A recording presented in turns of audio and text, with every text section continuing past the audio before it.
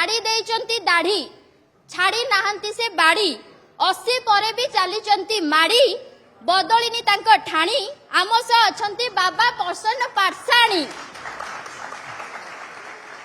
ଦେଖନ୍ତୁ କେମିତି ଫିଟ୍ ରଖିଛନ୍ତି ତାଙ୍କ ବଡି ଆଉ ତାଙ୍କ ସହିତ ଅଛନ୍ତି ଯେ ମନ ନିର୍ମଳ ପାଟି ହୁଗୁଳା ପ୍ରିୟ ଖାଦ୍ୟ ତାଙ୍କ ପଖାଳ ଆଉ ସନ୍ତୁଳା ଟିକେ ଟିକେ କଥାରେ ସରକାରଙ୍କୁ ଦିଅନ୍ତି କିଳା ଆମ ପାଖରେ ଅଛନ୍ତି ସୁର ଭାଇ ତାଙ୍କଠୁ ଜାଣିବା ସୁସ୍ଥ ରହିବାର କଳା ଉଭୟ ତ ଫିଟ୍ ଲାଗୁଛନ୍ତି କାହାଠୁ ଆରମ୍ଭ କରିବି ଟିକେ କନଫ୍ୟୁଜ ହଉଛି ତଥାପି ବାବାଙ୍କଠୁ ଆରମ୍ଭ କରୁଛି ବାବା ଆପଣଙ୍କୁ କବିତା ପସନ୍ଦ ମୁଁ କବିତା ପୁରା ରାତି ଦିନ ଉଠି ପଡ଼ିକି ଲେଖିକି ଆଣିଛି କେମିତି ଲାଗିଲା ଆଗ କୁହନ୍ତୁ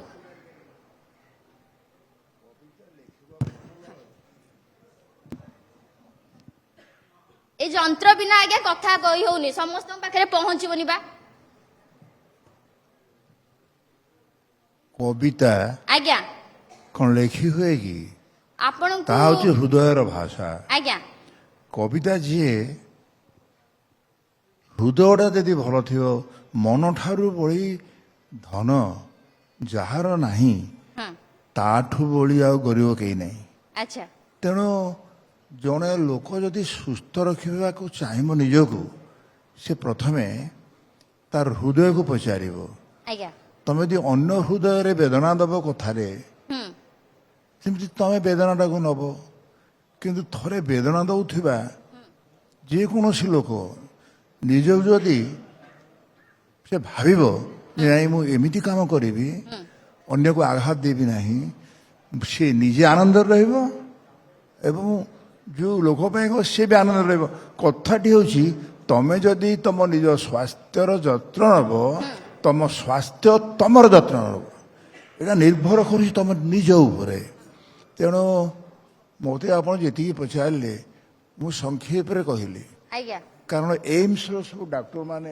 ଥିଲେ ସବୁ ଡାଇରେକ୍ଟର ସବୁ ଥିଲେ ମୁଁ ତାଙ୍କୁ ଅଭିନନ୍ଦନ ଜଣାଉଛି ଯେତେବେଳେ ଏମ୍ସ ଆରମ୍ଭ ହେଲା ତାର ମୂଳରୁ ମୁଁ ରହିଛି ସୁର ବି ଅଛି ତେଣୁ ଆମେ ସମସ୍ତେ ଯେଉଁମାନେ ଏଠି ଅଛେ ଆଜିର ବିଷୟବସ୍ତୁକୁ ଆଧାର କରି ଯଦି ଆମେ କହିବା ଆଜ୍ଞା ବିଷୟବସ୍ତୁ ରଖିଛନ୍ତି 80 ପରେ ବି ଫିଟ୍ ଓହୋ 80 ପରେ ବିଷୟବସ୍ତୁ ରହିଛି 80 ପରେ ବି ଫିଟ୍ କିନ୍ତୁ ଆମ ଓଡ଼ିଆ ଘରେ ସକାଳ ହେଲା ମାନେ ଚାହା କପରୁ ଆମର ଦିନଟା ଆରମ୍ଭ ହୁଏ ଆପଣ ସକାଳ ଆରମ୍ଭଟା କେମିତି କରନ୍ତି ମୁଁ ମୋ ଜନ୍ମରୁ ଚାହା ଖାଇ ନାହିଁ କାହିଁ ଖାଇ ନାହିଁ ମୋର ବାପା ମୋତେ କହିଥିଲେ ସିଏ ଜଣେ ପ୍ରସିଦ୍ଧ କବିରାଜ ଥିଲେ ସେ କହିଥିଲେ ତୁ କେବେ ଜୀବନରେ ଚା ଖାଇବୁ ନାହିଁ କାହିଁକି ଆପଣ କଣ ପବନ ଆହାର କରନ୍ତି ବୋଲି ମୁଁ ଶୁଣିଥିଲି ନାଇଁ ନାଇଁ ମୁଁ ସେଟା ପାଳନ କରିଛି କେମିତି କହୁଛି ଚାହା ଯଦି ଆପଣ ଖାଇବେ ଚାହାରେ ଯୋଉ ମିଶେଇ ଦଉନାହାନ୍ତି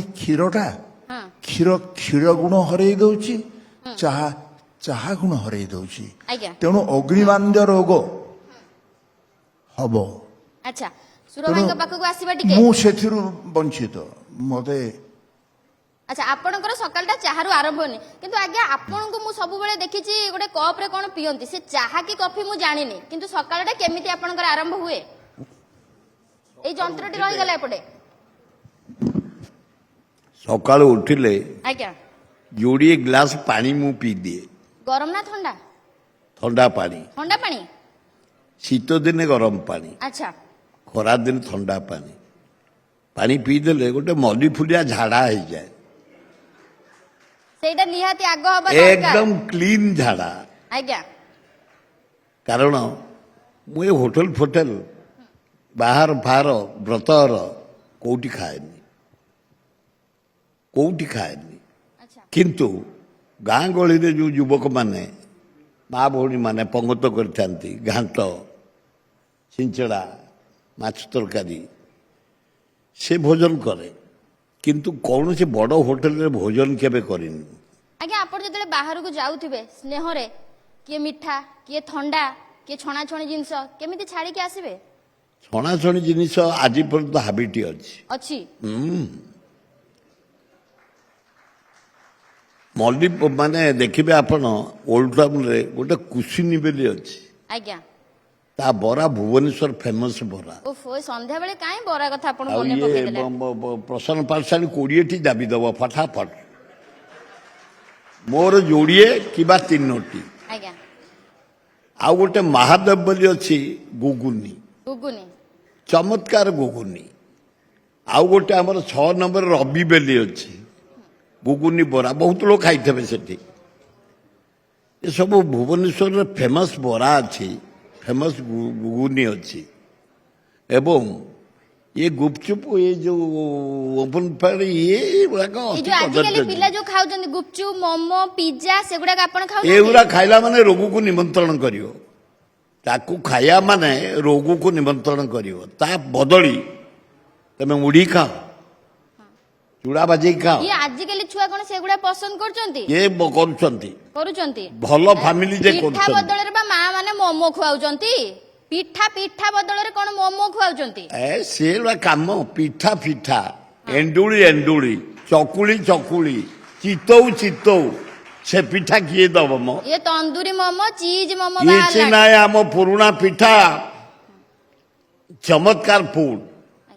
ମୁଁ ବିଦେଶ ଯାଇଛି, ମୁଁ ଦେଖିଛି ସବୁ ପ୍ରକାର ଖାଦ୍ୟ, କିନ୍ତୁ ବିଦେଶରେ ମଧ୍ୟ ଆମ ଓଡ଼ିଆ ଆମ ଭାରତୀୟ ମାନେ ଯାଇ ସବୁ ସହରରେ ଆମେରିକା କୁହ, ନ୍ୟୁୟର୍କ କୁହ, ୱାସିଂଟନ କୁହ, ବୋଷ୍ଟନ କୁହ, ଜର୍ମାନ କୁହ, ଫ୍ରାନ୍ସ କୁହ, ଆମ ଓଡ଼ିଆ ଯାଇ ସେଠି ବଢ଼ିଆ ଦୋକାନ ସବୁ ଦେଇ ଚକୁଳି ଚିତଉ ନାନା ପ୍ରକାର ପୋଡ଼ ପିଠା କରି ବିକ୍ରି କରୁଛନ୍ତି। ବଢ଼ିଆ ସେଲ୍ ହଉଛି, ଆଚ୍ଛା ଖୁବ ଭଲ ହଉଛି, ବାବା ଖାଉଛନ୍ତି। ମନ ଆଉ ମାନେ ଶରୀର ଦିଟା ଯାକ ସୁସ୍ଥ ରହିବା ଦରକାର ନା ଗୋଟେ ସୁସ୍ଥ ରହିଲେ ଚଳିବ?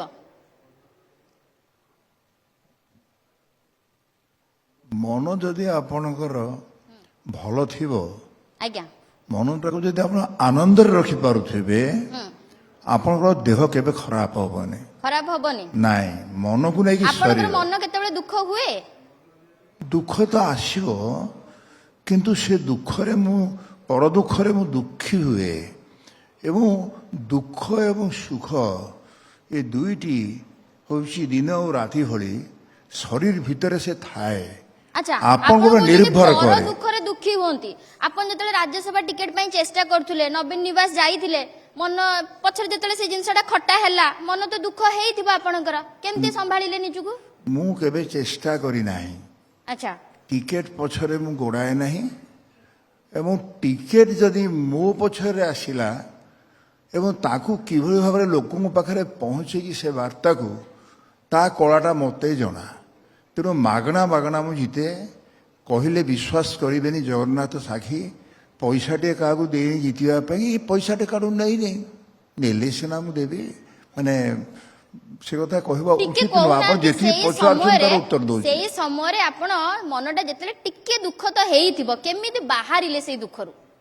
ଓ ଦୁଃଖରୁ ବାହାରିବାଟା ସବୁଠୁ ସହଜ। ଯଦି ଗୋଟେ ଭଜନ ଗାଇବେ, ଭଜନଟେ ଶୁଣିବେ, ଜଗନ୍ନାଥ ଟିକେ ଅନେଇ ଦେବେ, ତା କଥା ଭାବିବେ, ତେବେ ହେଲେ ଆପଣଙ୍କର ଦୁଃଖ ଖୁବ୍ ଶୀଘ୍ର ଦୂରେଇ ଯିବ। ପ୍ରଥମେ କୌଣସି ଠାକୁରଙ୍କୁ ମୁଣ୍ଡିଆ ମାରିବା ପୂର୍ବରୁ ମୁଁ ଗଣେଶକୁ ପ୍ରଣିପାତ ହୁଏ। ଗଣେଶକୁ ମୁଣ୍ଡିଆ ମାରି ସାରିଲା ପରେ ମୁଁ ଅନ୍ୟ ଠାକୁରଙ୍କ ପାଖକୁ ଯାଏ। ତା ହେଲା ଜଗନ୍ନାଥ ପାଖକୁ ଯାଏ, ଶିବଙ୍କ ପାଖକୁ ଯାଏ।